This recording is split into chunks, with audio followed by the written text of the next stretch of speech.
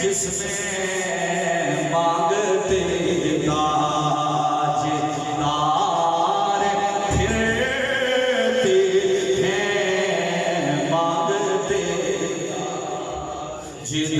ताजदार फिरते हैं, ताजदार फिरते। आप सबके और हमारे फिक्री इमाम ने लिखा है, आला हज़रत ने लिखा है, मांगते ताजदार फिरते। और जो हुजूर के दर से मुंह फेर ले, हुजूर के दर से परे मुंह कर ले, तो उसका आलम क्या होता है? आला हज़रत कहते हैं, जो तेरे दर से यार फिरते हैं, जो तेरे दर से यार फिरते हैं, दर बदर यूं खार फिरते हैं, दर बदर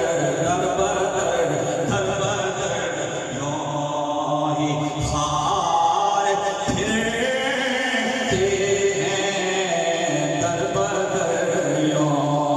ये मिलाद की नफ़्स सजाने का मकसद क्या है? ये सबक पढ़ाना है। दर बदर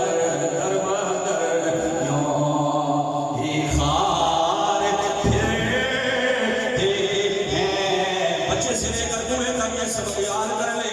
जो तेरे दर से यार फिरते हैं, जो तेरे दर यार फिरते हैं, जो तेरे दर से यार फिरते हैं, दर बदर यूं ही खार फिरते हैं, दर बदर।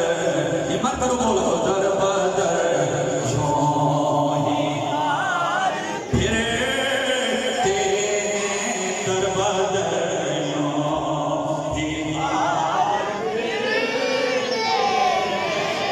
बड़े बड़े जने लेटे हुए हैं जी, बड़े बड़े। ये नगरी बड़ी खूबसूरत है। और ये जो शाह साहब, ये सैयद लेटे हुए हैं ना, इस सैयद के अंदर जनाबे वाला, इस कब्र के अंदर इतना नूर है।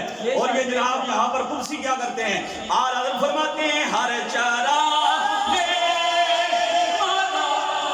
पर कुर्सी, हर चारा पर कुर्सी।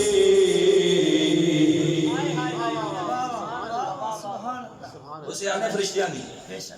लोग कहते हैं वलियों के यहाँ होता क्या है? यहाँ फरिश्ते किस आलम में आते हैं? आला हज़रत कहते हैं, हर चारागे मज़ार पर तुझसे कैसे परवाना वार फिरते हैं, कैसे परवाना वार फिरते हैं। और कोई क्यों पूछे तेरी बात रज़ा, कोई क्यों पूछे तेरी बात रज़ा, तुझसे